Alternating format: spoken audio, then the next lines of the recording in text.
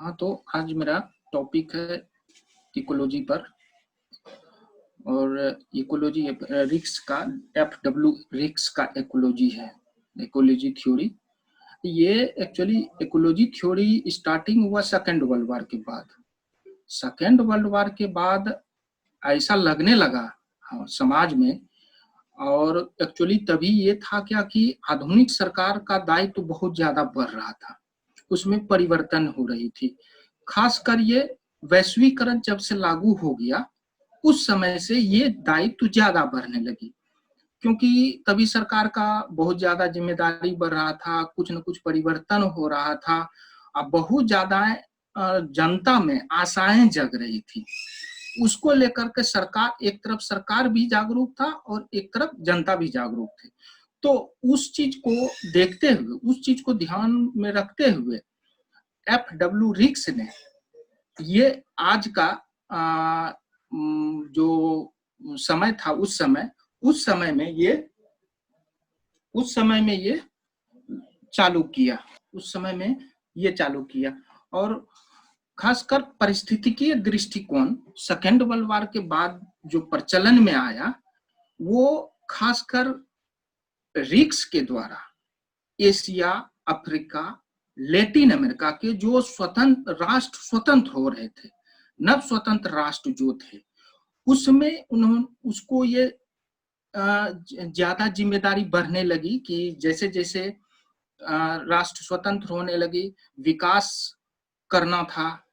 वैश्वीकरण, उसके बाद वैश्वीकरण लागू हो गया, तो विकास जो था वहां पर, क्योंकि जनता के सामने अनेक समस्याएं और चुनौतियां दिखने लगी, सरकार को भी चुनौतियां फेस करना था। तो उसको लेकर के ये एशिया, अफ्रीका और लैटिन अमेरिका के देश जो गुलाम थे, चंगुल थे ब्रिटिश के पंजे में, तो उससे आजाद होने के बाद बहुत सारी चुनौतियां सामने आने लगी। तो उस समय एफडब्ल्यू रिक्स, उन्होंने एशिया, अफ्रीका और लैटिन अमेरिका के कुछ देशों पर अपना अध्ययन किया। एफडब्ल्यू रिक्स ये पश्चिमी विद्वान है और उन्होंने नव स्वतंत्र राष्ट्र पर उस समाज में वास्तविकता की व्याख्या करने में तभी असफल थे। इसी के परिणाम स्वरूप पारिस्थितिकीय दृष्टिकोण कुछ नई धारणाओं तथा सिद्धांतों के रूप में परिलक्षित हुआ। दूसरे विश्व युद्ध के बाद संगठन और प्रशासन के अध्ययन के लिए पारिस्थितिकीय उपागम का प्रचलन हुआ।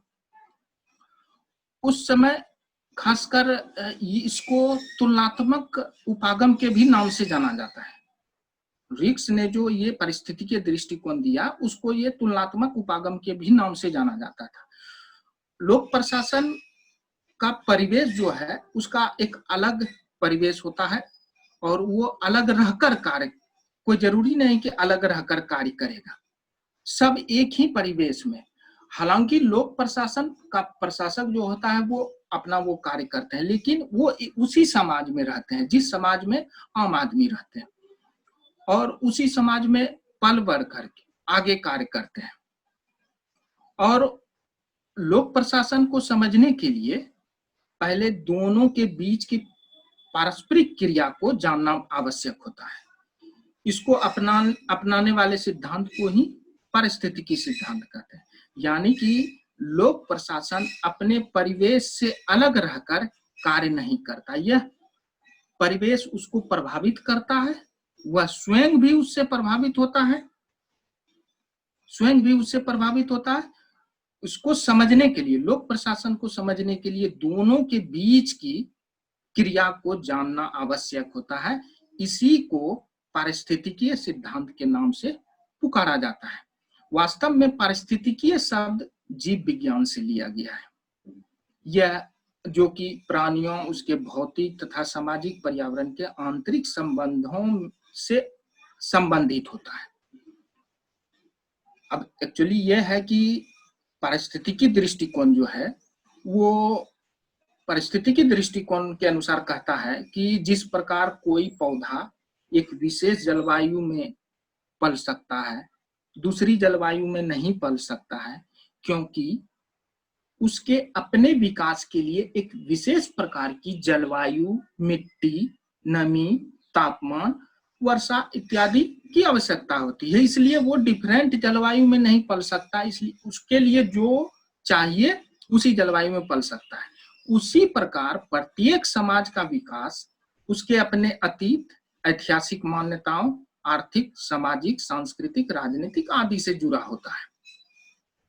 पारिस्थितिकीय दृष्टिकोण की शुरुआत करने वाले विचारकों में जे.ए. गॉस, डहल और मर्टन प्रमुख है, लेकिन ये तीनों पहले ज्यादा प्रमुख थे। जे.ए. गॉस, डहल और मर्टन, इन्होंने इस पर भी काम किया था पारिस्थितिकीय दृष्टिकोण पर, लेकिन रिक्स ने स्वतंत्र सिद्धांत के रूप में विकसित करके तुलनात्मक लोक प्रशासन के अध्ययन के क्षेत्र में महत्वपूर्ण योगदान दिया।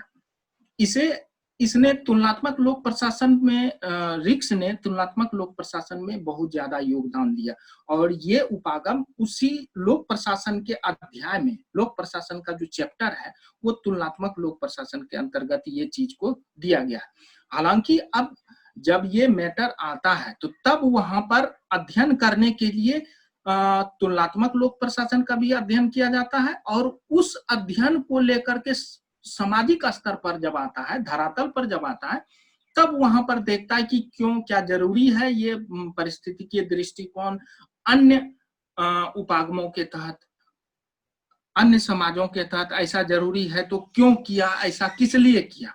तो रिक्स का मानना था कि ऐसा करके हम देखना चाहते हैं कि जो नव स्वतंत्र राष्ट्र उदय हुए थे उस समय बहुत समस्याएं थी, तो क्या वो उस समाज के जो मनुष्य थे, उस समाज में जो लोग पैदा हो रहे थे, जो पल रहे थे, वो किस प्रकार अपना विकास कर रहे थे, उस पर उन्होंने अध्ययन करना शुरू कर दिया। तो सर्वप्रथम लोक प्रशासन में सर्वप्रथम इसे प्रयुक्त किया किसने? 1947 में जॉन एम गॉस ने।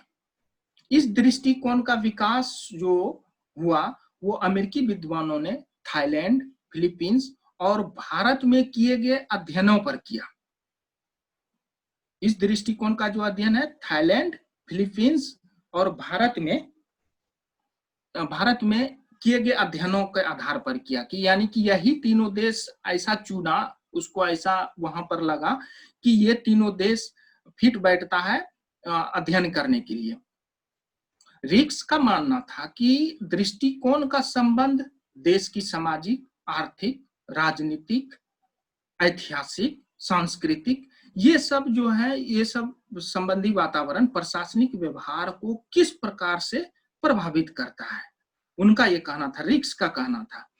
थाईलैंड, फिलीपींस में अपने अध्ययनों के आधार पर उन्होंने उदाहरण देकर बतलाया कि पर्यावरण प्रशासनिक व्यवस्थाओं को प्रभावित करता है, पर्यावरण प्रशासनिक व्यवस्थाओं को प्रभावित करता है। उसको ऐसा लगा, वो खासकर थाईलैंड और फिलीपींस के देशों, जब उन्होंने उस देशों का अध्ययन किया तो उसको लगा कि प्रशासनिक व्यवस्था जो वहां है, पर्यावरण उसको इफेक्टिव करता है। रिक्स ने जो सामाजिक व्यवस्थाओं का विकास किया, उसका प्रथम चरण में उन्होंने बहुकार्यात्मक यानी कि फ्यूज्ड सोसाइटी को रखा, अंत में उसको अल्पकार्यात्मक समाज यानी डिफ्रैक्टेड सोसाइटी को रखा, और बीच के समाज को उन्होंने संक्रमणकालीन समाज का यानी ट्रांसिसिया शब्द को रखा, यानी कि संपार्श्वीय समाज, संक्रमणकालीन। हालांकि ट्रांसिसिया शब्द जो है वो उसका विकास आई थिंक 1957 के आसपास ट्रांसिसिया शब्द का विकास हुआ। ट्रांसिसिया मतलब संक्रमणकालीन, ये दोनों आगे जब हम बताएंगे कि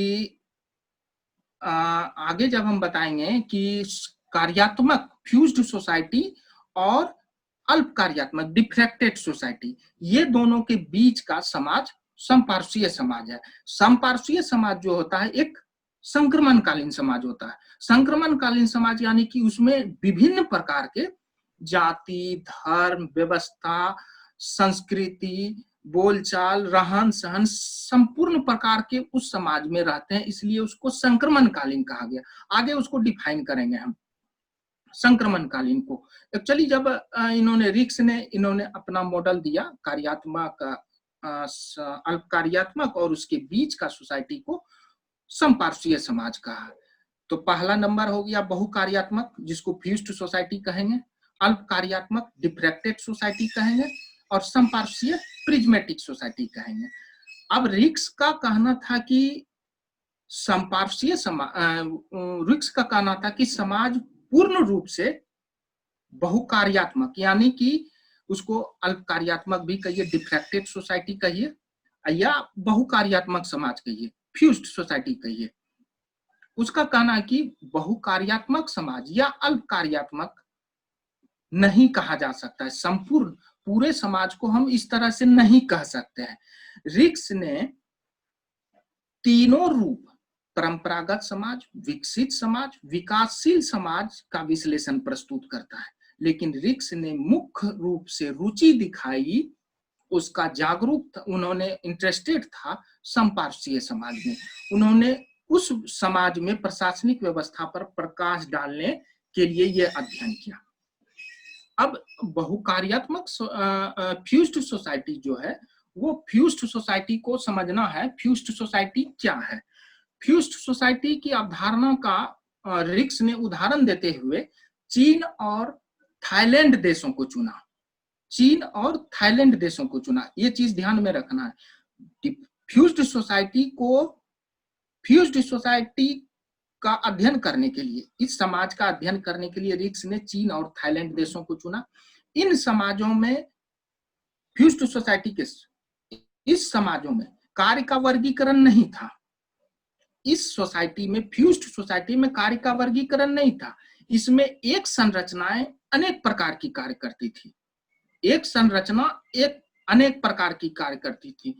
जैसे कोई एक संगठन को हम ले लेते हैं, जैसे हम कोई इंस्टीट्यूशन या संगठन को ले लेते हैं, उसमें क्या करते थे कि शिक्षा भी करना है, स्वास्थ्य भी करना है, लोक कल्याणकारी कार्य भी करना है, और जो डिफरेंट टाइप के थे मजदूर या जो भी थे, वो सब एक ही संरचना के तहत आ रहे थे। यानी कि एक संरचना, एक स्ट्रक्चर अनेक प्रकार के काम करते थे। ये उदाहरण था बहुकार्यात्मक समाज का। इसमें इसे वो अपविस्तृत, डिफ्यूज्ड भी कहा। हालांकि कार्यात्मक दृष्टि से वो उसे डिफ्यूज्ड सोसाइटी भी कहा। रिक्स ने कार्यात्मक रूप से अपविस्तृत समाज के लिए बहुकार्यात्मक मॉडल, फ्यूज्ड मॉडल की रचना की। अपविस्तृत के लिए बहुकार्यात्मक मॉडल की रचना की, जो कि फ्यूज्ड सोसाइटी कहता है। यहाँ की संरचना में, अब यहाँ की संरचना में क्या है? ट्रेडिशनल पॉलिटिकल स्ट्रक्चर है, मतलब पुराना राजनीतिक ढांचा है, या उसका प्रभाव है इस सोसाइटी में, फ्यूज्ड सोसाइटी में पुराना। ये समाज एक्चुअली है कृषि पर आधारित। कृषि पर आधारित एक्चुअली ये बात आती है, जब कृषि पर आधारित होती है तो रिक्स ने तुलनात्मक लोक प्रशासन में दो धारणाएं दी है। एक ट्रांजिशिया, एक एग्रेरिया और इंडस्ट्रिया मॉडल दिया है। अब एग्रेरिया मॉडल जो है वो एग्रीकल्चर पर आधारित है, और इन्होंने, रिक्स ने चाइना को चुना, और इंडस्ट्रिया मॉडल जो है वो रिक्स ने यूएसए को चुना। अब एक्चुअली इसमें, इसके पीछे कई आलोचनाएं भी हुई। कई आलोचक का कहना है कि जरूरी नहीं कि चाइना सिर्फ कृषि पर आधारित हो, या कुछ आलोचक यूएसए को सारी व्यवस्थाएं कृषि इंडस्ट्री पर आधारित हो, जरूर है कि वहां पर कुछ न कुछ व्यक्ति कृषि पर। लेकिन इन्होंने उस तरह का अध्ययन किया कि ज्यादातर मॉडल जो है वो कृषि पर आधारित थी चाइना, और ये आधारित थी इंडस्ट्री मॉडल पर। इसलिए करके उन्होंने उसकी कुछ विशेषताएं थी। जैसे कृषि का एग्रेरिया मॉडल जो था कृषि पर आधारित, यानी कि जो चाइना को उदाहरण के रूप में लिया, जिस पर उन्होंने अध्ययन किया, उन्होंने उसकी विशेषता दी कि यह समाज जो था, कृषक समाज, वो आरोपित मान्यताएं थी। वहां पर कुछ विशेष मान्यताएं आरोपित थी, यानी कि वो सिद्ध है कि वही चीज होना चाहिए, यानी कि एक प्रकार का ट्रेडिशनल मॉडल वहां पर था कि ये अगर हमारे पुराने सभ्यता में ऐसा चल रहा है तो उसको वो चीज करना, वो चीज आरोपित अगर सरकार है तो उन्होंने अगर वो कहा कि ये चीज आरोपित है तो ये चीज आपको करना होगा, ऐसा ही करना होगा। लेकिन ये चीज औद्योगिका में, इंडस्ट्रिया मॉडल में ये चीज नहीं था। वहां था सार्वजनिक था, विशिष्टता, उपलब्धि प्रतिमान, सामाजिक गतिशीलता, लेकिन ऐसी पद्धति उसमें नहीं था एग्रेरिया में। एग्रेरिया क्या था? स्थानीय समूह स्थिर था। यही स्थानीय समूह अगर आप इंडस्ट्रिया में लेंगे तो वो स्थानीय समूह स्थिर नहीं था। ये चीज इन्होंने इसको इसलिए बताया क्योंकि फ्यूज्ड सोसाइटी पूरी तरह से इन्होंने कहा कि कृषि पर आधारित था। और आगे चल के थोड़ा सा देखेंगे कि कृषि पर आधारित तुलनात्मक लोक प्रशासन में रिक्स ने कहा है कि उन्होंने दो मॉडल दिया, एक इंडस्ट्रिया और एक एग्रेरिया। इस लेकर के मैं उसको थोड़ा सा इससे लिंकेज किया। अब इसको क्या कहा कि ये समाज फ्यूज्ड सोसाइटी जो पूरी तरह से कृषि पर आधारित है, इसमें किसी भी प्रकार का ना तो आधुनिकीकरण हुआ है, ना ही किसी प्रकार का औद्योगिकीकरण हुआ, यानी कि पूरी तरह से ये समाज वो मान लिया था कि वो पूरी तरह से कृषि पर समाज है, कृषि पर आधारित समाज है। उस व्यवस्था में जो था कानून विनिमय के तहत, विनिमय के कानून तथा परिवर्तन व्यवस्था पर आधारित था, जिसे रिक्स ने पुनर्वितरण प्रारूप कहा। इसमें जो था फ्यूज्ड सोसाइटी में ज्यादातर भाई भतीजावाद, धर्म, जाति, पहचान, ये सब के आधार पर था। ये सब वहां पर ज्यादा पनपता था। प्रशासनिक व्यवस्था में क्या था? बहुत निष्पक्षता का घोर अभाव था। बहुत ज्यादा वहां पर जो थे क्या कि किसी तरह का क्लियरिफाई नहीं हो पा रहा था कि किस तरह का, जब किसी भी समाज में, किसी भी व्यवस्था में भाई भतीजावाद, धर्म, जाति ये सब आ जाए तो वो समाज जो है वो घिर के संकीर्ण व्यवस्था पर आधारित हो जाती है। वो समाज ओपन सोसाइटी नहीं रहती है, वो समाज क्लोज्ड सोसाइटी के अंतर्गत आ जाता है, क्योंकि उसमें घृणित व्यक्ति रहते हैं, संकीर्ण टाइप के रहते हैं, एक दूसरे वो ट्रेडिशनल मॉडल पर रहते हैं। वो जो व्यवस्था थी, वो व्यवस्था जब आगे पढ़ेंगे अल्पकार्यात्मक समाज, उसका जस्ट विपरीत था। अब देखेंगे कि डिफ्रैक्टेड सोसाइटी में क्या कहता है। जब आप फ्यूज्ड सोसाइटी देख लिए कि ये कृषि पर आधारित था, कृषि पर आधारित था तो ये समाज में बहुत प्रकार की संकीर्णता पाई जाती थी। अब इसका जस्ट विपरीत है। अब अल्पकार्यात्मक डिफ्रैक्टेड सोसाइटी जब देखेंगे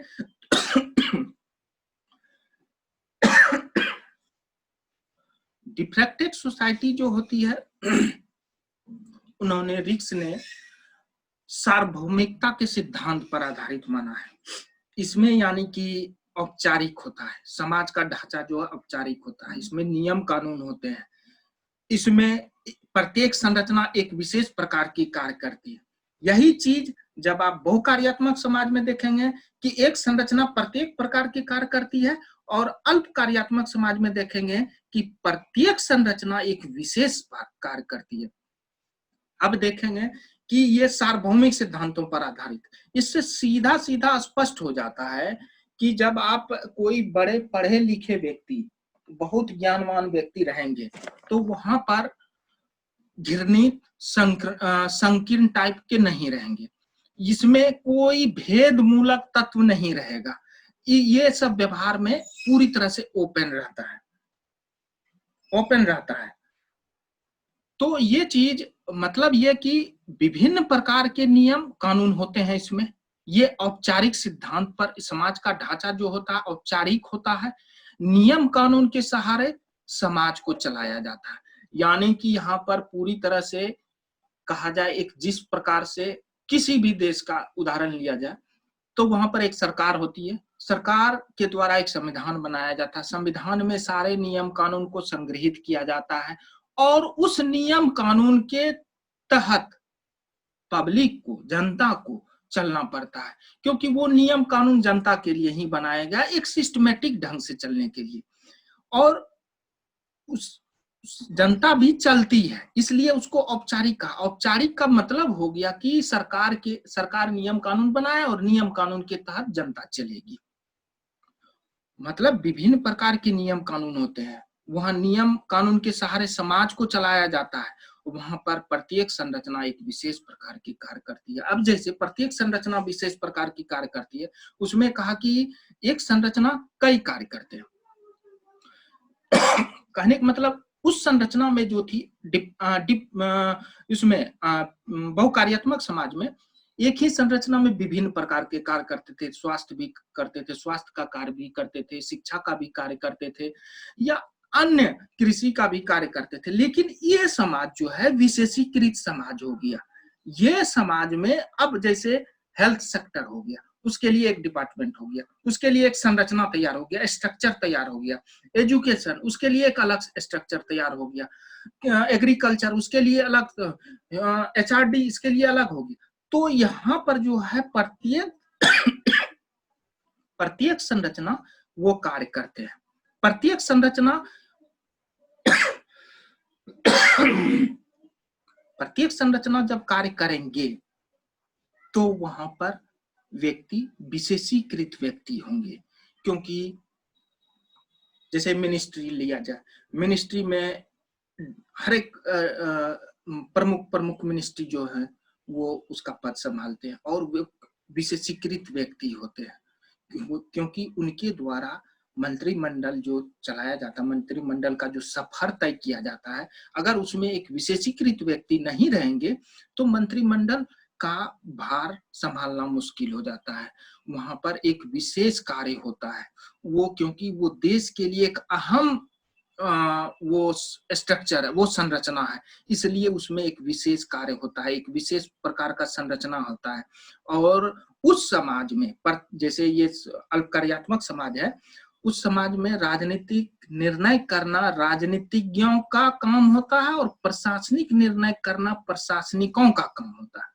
यानी कि सब काम अलग अलग अलग अलग डिपार्टमेंट, अलग अलग स्ट्रक्चर, अलग अलग ऑर्गेनाइजेशन, सबका जो हेड है वो अपने अपने स्तर से करता है, अपने अपने जो प्रशासक है उसका अपने अपने स्तर से करता है। लेकिन यही फ्यूज्ड सोसाइटी में जब जाएंगे तो वहां पर संकीर्ण व्यवस्थाएं आ जाती है। संकीर्ण व्यवस्था का मतलब हो गया कि वो घृणित है, वो ट्रेडिशनल मॉडल पर है।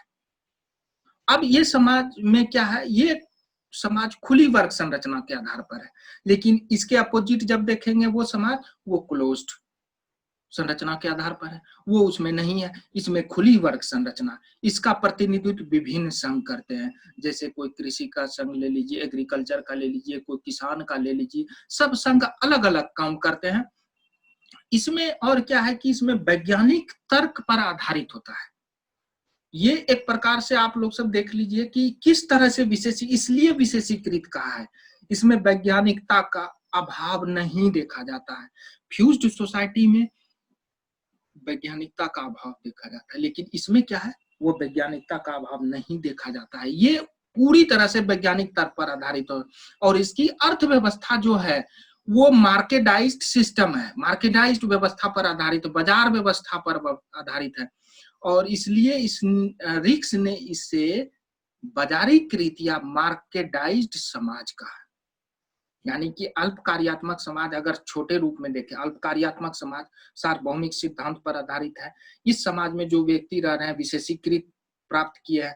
यह समाज औपचारिकता पर आधारित है, यानी कि नियम कानून जो होते हैं वो सब पालन करते हैं। यह समाज जो है प्रत्येक संरचना जो है एक विशेष कार्य करती है। यह समाज खुली वर्ग संरचना के तहत होती है। इस समाज में जो ये समाज जो है वैज्ञानिक तर्क पर आधारित है, इसलिए रिक्स ने इस समाज को बाजारीकृत समाज कहा है। अब आगे देखेंगे कि हम आगे बताए कि एग्रेरिया और इंडस्ट्रिया मॉडल। एग्रेरिया और इंडस्ट्रिया मॉडल, एग्रेरिया जो ले लिया चीन से और इंडस्ट्रिया उन्होंने वहां से लिया यूएसए से। ये शब्द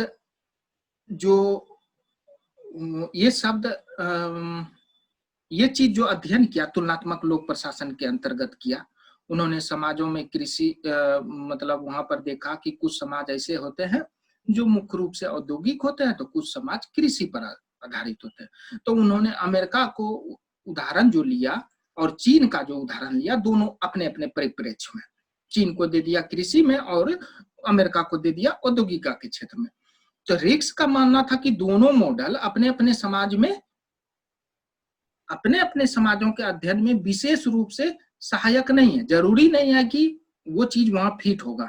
जो अमेरिका में भी कृषि है, चाइना में भी इंडस्ट्री है, तो ये चीज, लेकिन लोगों का मानना था कि रिक्स का कहना था कि दोनों के लिए अलग अलग दे दिया। चाइना के लिए रिक्स कृषि जो है वो चाइना को माना, और इंडस्ट्रिया जो है, औद्योगिका जो है, वो यूएसए को माना। लेकिन वहां का जो समाज था, लोगों का मानना था कि प्योर, विशुद्ध औपचारिक समाज कहीं उपलब्ध नहीं है। यानी कि हम उस मानने के लिए तैयार नहीं है कि चाइना पूरी तरह से कृषि पर आधारित है या यूएसए पूरी तरह से औद्योगिक पर आधारित है। ये वहां का समाज मानने के लिए तैयार नहीं है। इसमें कृषि समाज के भी लक्षण पाए जाते हैं, तो कुछ औद्योगिक समाज के भी लक्षण पाए जाते हैं। आगे चलकर उन्होंने रिक्स ने 1957 में ट्रांसिसिया नामक मॉडल का विकास किया। अब ट्रांसिसिया मॉडल जो है वो एक मध्यवर्ती मॉडल है, वो बीच का मॉडल है। अब इसको बीच का मॉडल देखिए कि एक फ्यूज्ड सोसाइटी हो गया, एक डिफ्रैक्टेड सोसाइटी हो गया। फ्यूज्ड सोसाइटी क्या है? एक कृषि पर आधारित है, और डिफ्रैक्टेड सोसाइटी क्या है? वो औद्योगिक पर आधारित है। और ये दोनों के बीच को एक फ्यूज्ड एक डिफ्रैक्टेड, ये दोनों के बीच के समाज को रिक्स ने ट्रांसिसिया मीन्स संक्रमणकालीन मॉडल का विकास किया। एक मध्यवर्ती श्रेणी जो कि बदलते समाजों का प्रतिनिधित्व करती थी। ट्रांसिसिया कृषिका और औद्योगिका समाजों के बीच की अवस्था को दर्शाता है। आगे चलकर 1957 में रिक्स ने ट्रांसिसिया नामक शब्द दिया। आगे चलकर 1959 में 1959 में रिक्स ने कृषिका औद्योगिका मॉडल को छोड़कर, ये जो कृषि का एग्रेरिया एंड इंडस्ट्रिया मॉडल को छोड़कर उन्होंने एक नया मॉडल प्रस्तुत किया। उस मॉडल का नाम था बहुकार्यात्मक संपार्श्वीय अल्पकार्यात्मक समाज, यानी कि फ्यूज्ड, प्रिज्मेटिक, डिफ्रैक्टेड। अब यहां पर देखना है कि ट्रांसिसिया शब्द एक आया, ट्रांसिसिया शब्द फ्यूज्ड और डिफ्रैक्टेड के बीच का शब्द ट्रांसिसिया, उन्होंने उस शब्द को छोड़ दिया। 1957 में जो शब्द गढ़ा, उस शब्द को 1959 में आगे बढ़कर के उस सब पीछे वाले को छोड़ दिया। उन्होंने आगे शब्द ग्रहण किया कि बहुकार्यात्मक समाज तो है ही और अल्पकार्यात्मक समाज तो है ही। अब ये मत मानिएगा कि बहुकार्यात्मक समाज वहां बहुत सारे काम होता है और अल्पकार्यात्मक समाज बहुत कम काम होता है, ऐसा नहीं मानना। उसका मानना उन्होंने नामांकन किया एक अलग तरह से, उसको मैं समझा दिया हूं। उन्होंने इस शब्द को फ्यूज्ड सोसाइटी, डिफ्रैक्टेड सोसाइटी बीच में रखा प्रिज्मेटिक, यानी कि फ्यूज्ड सोसाइटी बहुकार्यात्मक समाज और अल्पकार्यात्मक समाज के बीच को प्रिज्मेटिक सोसाइटी का नाम दिया। अब जब हम आगे देख लिए फ्यूज्ड सोसाइटी और डिफ्रैक्टेड सोसाइटी, तो बीच में आता है संपार्श्वीय समाज। अब देखना कि संपार्श्वीय समाज क्या है। एक तरह से आप अवलोकन कीजिए कि फ्यूज्ड सोसाइटी जो है वो कृषि पर आधारित है, उसकी व्यवस्था संकीर्ण व्यवस्था है, वो बंद व्यवस्था के तहत काम करते हैं, वहां पर पुरातन राजनीतिक व्यवस्था काम करती है। ये फ्यूज्ड सोसाइटी हो गया। डिफ्रैक्टेड सोसाइटी क्या हो गया? ये विशेषीकृत है, सार्वभौमिकता के सिद्धांत पर है, औपचारिक है, प्रत्येक संरचना एक विशेष कार्य करती है, वैज्ञानिकता का पर आधारित, यानी कि फ्यूज्ड का अपोजिट डिफ्रैक्टेड है। अब ये बात मानिए कि ये दोनों समाज के बीच को चुना प्रिज्मेटिक, तो समझ जाइए कि वो किस प्रकार का समाज होगा। जो एक समाज पूरी तरह से घृणित, संकीर्ण ये समाज है, और एक तरह से पूरी ओपन और विशेषीकृत वैज्ञानिकता, यानी कि इसके अपोजिट ये है, और बीच वाले समाज को उन्होंने प्रिज्मेटिक समाज कहा। तो कहने का मतलब ये हो गया कि प्रिज्मेटिक समाज जो है उसमें विजातीयता भी देखे जाएंगे, औपचारिकता भी देखे जाएंगे, संकीर्णता भी देखे जाएंगे, वैज्ञानिकता भी देखे जाएंगे, सारे मिक्स कल्चर उसमें हो गया। अब आगे हम बताते हैं कि संपार्श्विक समाज इसको किस लिए कहा। रिक्स ने एक तो दोनों के बीच का मध्य के स्तर को चुना संपार्श्विक समाज। बहुकार्यात्मक समाज और अल्पकार्यात्मक समाज जो है, उस समाज के साथ साथ कुछ ऐसे समाज भी होते हैं जो न तो मिले जुले कार्य करते हैं, न ही विशिष्ट कार्य करते हैं। लेकिन वहां पर यह कहा कि मिश्रित स्वरूप वाले समाज को रिक्स ने संपार्श्विक समाज कहा, यानी कि मिश्रित स्वभाव, मिश्रित काम, सब प्रकार के व्यक्ति जो है वो वहां पर रहते हैं। तो अब ये पर देखेंगे कि एक चीज ये भी देखेंगे कि रिक्स ने इस समाज को कहा बहिर्जात कहा। बहिर्जात मतलब ये आगे हम बताते हैं। इस अध्ययन को जो उन्होंने विस्तार किया था संपार्श्विक समाज का, उन्होंने समाज में परिवर्तन के लिए बाहर और भीतर दोनों ओर से दबाव पड़ता है, यानी कि बाहरी ओर से भी और आंतरिक दोनों ओर से, क्योंकि अल्पकार्यात्मक समाज और बहुकार्यात्मक समाज, एक है ओपन सोसाइटी, एक है क्लोज्ड सोसाइटी, दोनों को मिला करके प्रिज्मेटिक सोसाइटी तैयार किया। तो दोनों की जो मानसिकता उस समाज में विद्यमान होंगी, एक क्लोज सिस्टम, एक ओपन सिस्टम, दोनों की मानसिकता उस समाज में होंगे प्रिज्मेटिक सोसाइटी में, क्योंकि उस प्रिज्मेटिक सोसाइटी जो है वो दोनों के समाज का मिला जुला रूप है। तो दोनों व्यक्ति मिलेंगे, एक मिलेंगे संकीर्ण पुरातन सोच वाली, एक मिलेंगे वैज्ञानिकता पर आधारित सोच वाला। तो दोनों में क्या होगा, दोनों में अंतर्द्वंद पैदा होगी, क्योंकि एक औपचारिकता पर आधारित समाज है, एक में कोई औपचारिकता नहीं, कोई नियम कानून नहीं, वो पुरातन व्यवस्था, ट्रेडिशनल मॉडल। तो जब ट्रेडिशनल मॉडल की बात आती है तो वहां पर औपचारिकता फेल होने लगती है, क्योंकि उसके दिमाग में ये चीज बसा हुआ है कि हमें जो पुरातन व्यवस्था से चले आ रही है वही काम करना। लेकिन ये जो विज्ञान पर आधारित है, जो बहुत पढ़े लिखे हैं, जो विशेषीकृत है, वो उन पुरातनवादी व्यवस्था को पीछे छोड़ करके आगे चलता है। तो दोनों समाज में वहां क्या होगी, अंतर्द्वंद पैदा होगी। तो वहां पर जो उन्होंने कहा कि बाहर से भी और अंदर से भी दबाव पड़ता है, ये बात सही है। अब देखेंगे कि बाहर से और अंदर से कैसे दबाव पड़ता है।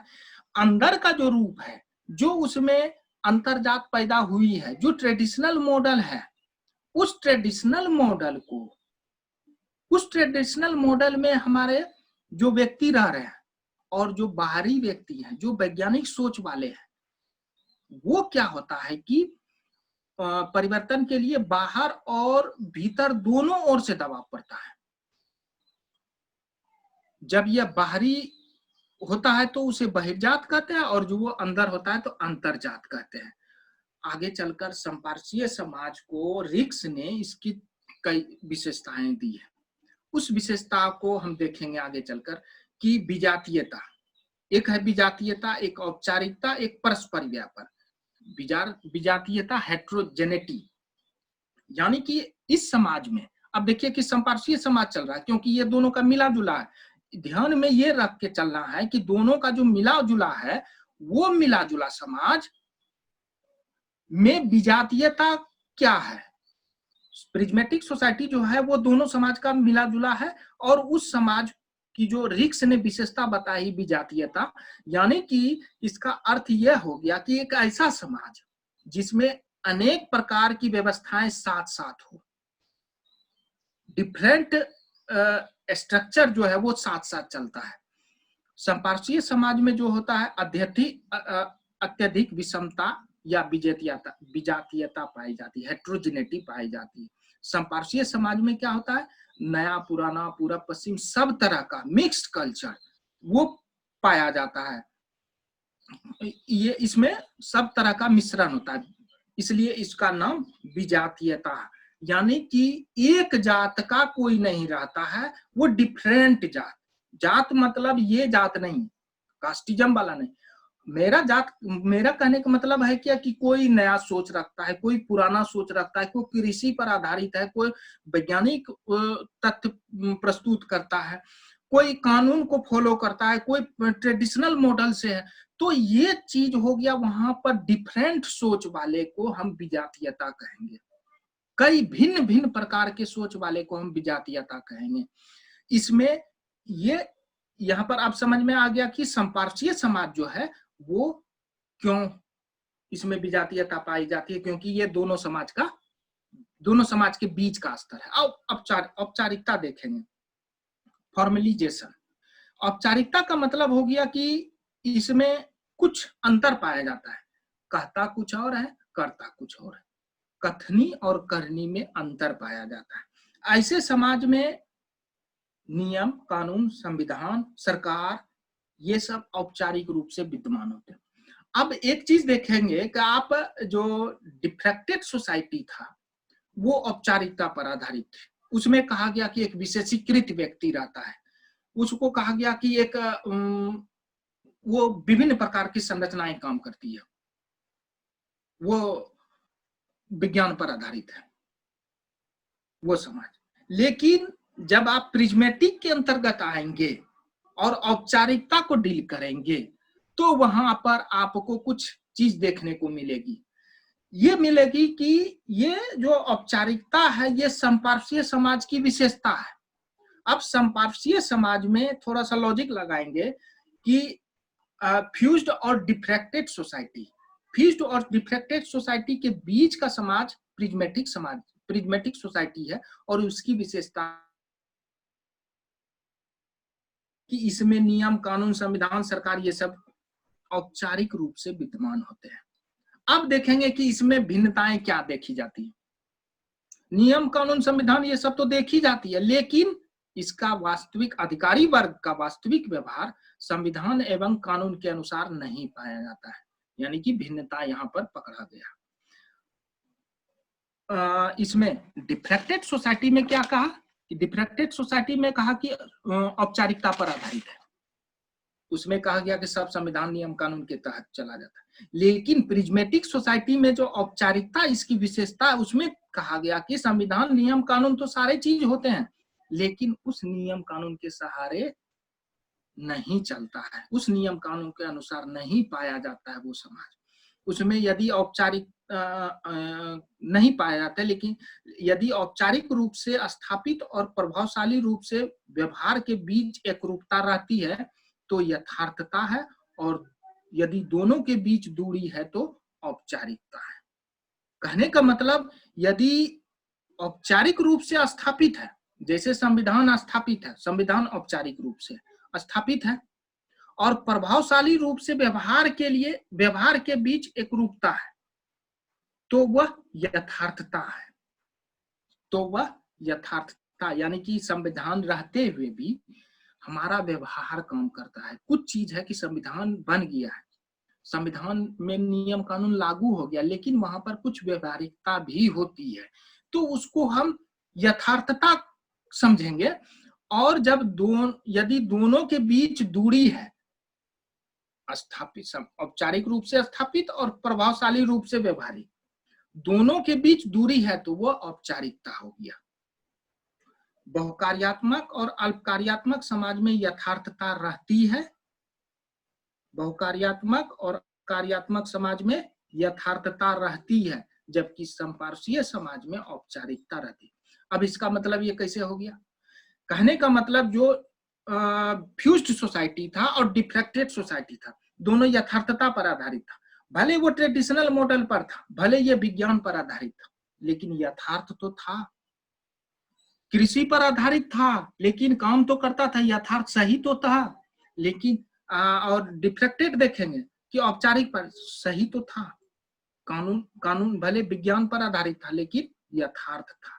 लेकिन जब प्रिज्मेटिक सोसाइटी के अंतर्गत देखेंगे, जबकि प्रिज्मेटिक समाजों में औपचारिकता अधिक रहती है, फॉर्मलाइजेशन अधिक रहता है, सिर्फ औपचारिकताएं रहती है, लेकिन उसके अंदर जो देखेंगे भाई भतीजावाद ज्यादा पाया जाता है।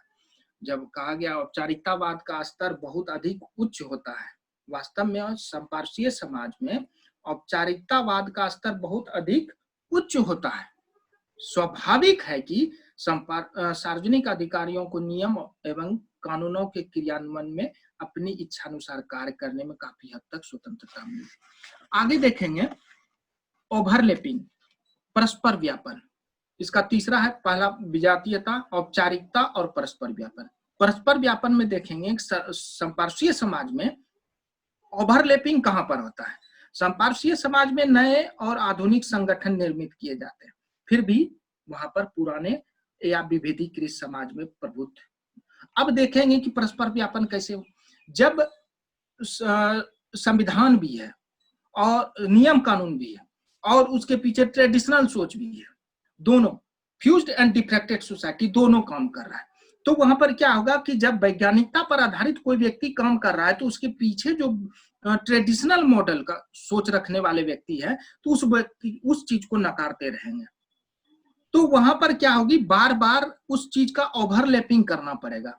यानी कि एक संपार्श्वीय समाज में नए या आधुनिक संगठन निर्मित किए जाते हैं, फिर भी वास्तव में पुराने या विभेदीकृत समाज में प्रभुत्व जमाए रखते हैं। दूसरे शब्द में हम कह सकते हैं इसको, जब संरचना का औपचारिक रूप प्रभावशाली नहीं बन पाता है, जब संरचना का औपचारिक रूप से प्रभावशाली नहीं बन पाता, तब वहां पर ओवरलैपिंग की समस्या आती है। आगे आगे अब देखेंगे हम कि, सॉरी फॉर इंटरप्शन सर, थोड़ा सा टाइम ज्यादा हो रहा है, अगले लेक्चर का शेड्यूल तय है, तो 10 या 15 मिनट में सर खत्म करने की कोशिश करिएगा। अच्छा, जस्ट थोड़ा सा है सर, उसको हम कोशिश कर रहे हैं कि खत्म कर देंगे, कंक्लूजन पर आ जाते हैं सर। ठीक है, ओके सर। जब देखेंगे कि हम ये तीनों, इसकी विशेषता संपार्श्वीय समाज की, तो आगे चलकर उन्होंने, रिक्स ने एक अलग प्रतिमान दिया है संपार्श्वीय समाज को। उन्होंने, रिक्स ने संपार्श्वीय समाज की जो उपव्यवस्था थी, उसके प्रशासन की जो उपव्यवस्था थी, उन्होंने उस व्यवस्था को साला कहा है, साला मॉडल। यानी कि साला मॉडल जो है वो किसका है, संपार्श्वीय समाज की उपव्यवस्था है। साला एक स्पेनिश शब्द है, ओके, साला एक स्पेनिश शब्द है जो कि लैटिन अमेरिकी देशों में ये सरकारी कार्यालयों में, सरकारी कार्यालयों के जो स्टाफ है उसके लिए किया जाता था ये शब्द का प्रयोग। साला प्रतिमान में अल्प कार्यात्मक को हम क्या कहते हैं, ब्यूरो कहते हैं, और बहुकार्यात्मक को इसको क्या कहते हैं, चैम्बर कहते हैं। अब साला प्रतिमान जो ये रिक्स ने संपार्श्वीय समाज की नौकरशाही के लिए साला शब्द का प्रयोग किया है, उस साला शब्द में ये ध्यान दिया है, रिक्स का कहना है कि संपार्श्वीय समाज में साला अधिकारी सामाजिक हित पर ध्यान नहीं देता है, सामाजिक हित पर ध्यान नहीं देता, बल्कि संकीर्ण स्वार्थ है, जैसे भाई भतीजावाद, पक्षपात, जातिवाद, रिश्वत, ये सब जो है आदि प्रभाव अपने कार्यों को संपादित करते हैं। यानी कि ये सब चीज से संलिप्त होता है। सत्ता अधिकारी जो सामाजिक कल्याण को छोड़कर निजी लाभ को ज्यादा प्राथमिकता देता है। आगे जब देखेंगे कि साला प्रतिमान के लिए रिक्स ने साला के लिए एक कलेक्ट शब्द दिया है। कलेक्ट्स, जस्ट लाइक कलेक्ट को हम तोड़ेंगे तो क्लीन प्लस सेक्स, वंश प्लस संप्रदाय, ये दोनों को मिला करके कलेक्ट शब्द हुआ। संप्रदाय दोनों को मिलकर के कलेक्ट शब्द का निर्माण किया। कलेक्ट मॉडल जो है वो अधिकारियों के बीच एक विशेष वर्ग या समुदाय का होता है। अब कभी कभी क्या होता है कि एक कलेक्ट दूसरे कलेक्ट से मिलकर एक मजबूत कलेक्ट करता है। जैसे उदाहरण के लिए हम बताते हैं कि जैसे किसी समाज में कोई प्रशासनिक व्यवस्था है, जैसे एक प्रखंड लेवल पर हम ले रहे हैं, वीडियो है, एक प्रशासनिक व्यवस्था के तहत वो अधिकारी है। उसमें क्या है कि जो विशिष्ट वर्ग है, जो विशिष्ट वर्ग कलेक्ट में विशिष्ट वर्ग समुदाय ज्यादा आते हैं, क्योंकि वो जब भाई भतीजावाद, जातिवाद या भ्रष्टाचार, यह भी भ्रष्टाचार उत्पन्न हो जाती है। और जब देखेंगे कि साला प्रतिमान जो है वो ज्यादातर भ्रष्ट लोग का ही रिक्स ने उस पर तर्क दिया है कि वो व्यक्ति होते हैं वो उससे मिले रहते हैं, वो उस अधिकारी वर्ग से मिले रहते हैं, वो विशेष प्रकार के वर्ग जो रहते हैं वो उससे मिले रहते हैं और वो अपना काम करवाने की कोशिश करते हैं। भाई भतीजा, इसीलिए करके इसको भाई भतीजावाद, जातिवाद इस पर आधारित कहा। संपार्श्विक समाज में साला मॉडल पहले से ही विषमता से परिपूर्ण था, लेकिन अब कलेक्ट का निर्माण हो जाता है, तब कलेक्ट मजबूत कलेक्ट के रूप में कार्य करने लगता है। रिक्स ने संपार्श्विक समाज को एक असंतुलित राज्य कहा, इसलिए कहा असंतुलित राज्य। अब देखेंगे कि इसकी विशेषता जो है भाई भतीजावाद, बहुसंप्रदायवाद, बाजार कैंटीन अर्थव्यवस्था। हम इसको जल्दी से शॉर्ट में लेना चाहते हैं कि भाई भतीजावाद, आप समझ गए कि भाई भतीजावाद जहां पर परिवार, वंश, जातिवाद ये सब देखा जाता है, तो अधिकारी वर्ग जो है उसको पहले खास करके ध्यान दिया जाता है, उसके बाद वो बाद में आता है। आगे देखेंगे कि बहुसंप्रदायवाद, बहुसंप्रदायवाद यानी कि वहां पर मिक्स्ड कम्युनिटी, बहुत प्रकार के संप्रदाय रहते हैं, सब मिला जुला रहता है, डिफरेंट प्रकार के जाति रहते हैं, डिफरेंट प्रकार के धर्म रहते हैं, बहुत प्रकार के लोग निवास करते हैं, कुछ ना कुछ इसमें उलझने होती रहती है, मिक्स्ड होते रहता है, कोई कुछ कहता है, कोई कुछ कहता है। तो इस प्रकार ऐसे समाज में जो है वहां पर हित समूहों का गठन सांप्रदायिक आधार पर होता है, जैसे कोई कृषि हो गया या कोई जाति आधार पर संगठन हो गया, कोई राजनीतिक पार्टी आधार पर संगठन हो गया। तो ये इसमें जो है बहुसंप्रदायवाद का विकास होता है। ये समुदाय भले ही नए रूप से स्थापित होता है, लेकिन इसमें कोई भी कार्य पुराने रूप से ही होते हैं। समुदाय भले ही नए हैं, लेकिन सब कार्य पुराने रूप से ही होते हैं। बहुसंप्रदायवाद साला की प्रकृति को भी प्रभावित करती है और सरकारी अधिकारी की तुलना में संप्रदाय को बहुत अधिक निष्ठावान होता है। बाजार कैंटीन अर्थव्यवस्था, ये विवर्तित समाज है, एक डिफ्रेक्टेड सोसाइटी या कार्यात्मक समाज में आर्थिक व्यवस्था पर निर्भर करता है, और बाजार में जैसे ही मांग बढ़ेगी आपूर्ति करने के लिए मूल्य निर्धारण किया जाएगा। और इसके विपरीत फ्यूज्ड सोसाइटी कार्यों का निष्पादन शक्ति, भाई भतीजा, प्रतिष्ठा, जाति, धर्म आदि के आधार पर किया जाएगा। बाजार कैंटीन अर्थव्यवस्था इसलिए किया गया है कि वहां पर बाजार कैंटीन में मूल्य निर्धारण एवं बाजारीकृत व्यवस्था अल्प कार्यात्मक समाज एवं बहुकार्यात्मक समाज के संयोजन का परिणाम है। संपार्श्वीय समाज में मूल्य निर्धारण और इसका, क्योंकि समाज में जो है डिफरेंट टाइप के व्यक्ति रहते हैं, और अगर मांग बढ़ेगी तो उसका क्या होगा, सेलिंग भी, प्राइस भी बढ़ेगा। तो मांग, डिमांड के हिसाब से उसकी प्राइस फिक्स्ड की जाती है। तो इसलिए कहा कि अल्पकार्यात्मक समाज और बहुकार्यात्मक समाज के संयोजन का परिणाम ये संपार्श्वीय समाज में बाजारीकृत व्यवस्था है। अब हम कंक्लूजन की ओर बढ़ते हैं। कंक्लूजन में रिक्स ने जो ये इन्होंने दिया है कि रिक्स के कटु आलोचक के रूप में सीसन ने कहा है, सीसन एक वैज्ञानिक है इसी इकोलॉजी से संबंधित, उन्होंने अपना तर्क दिया है कि पहली बात कि जब इसका अध्ययन करेंगे तो इसमें बहुत क्लिष्ट वर्ड है, उस वर्ड को अध्ययन किया जाएगा।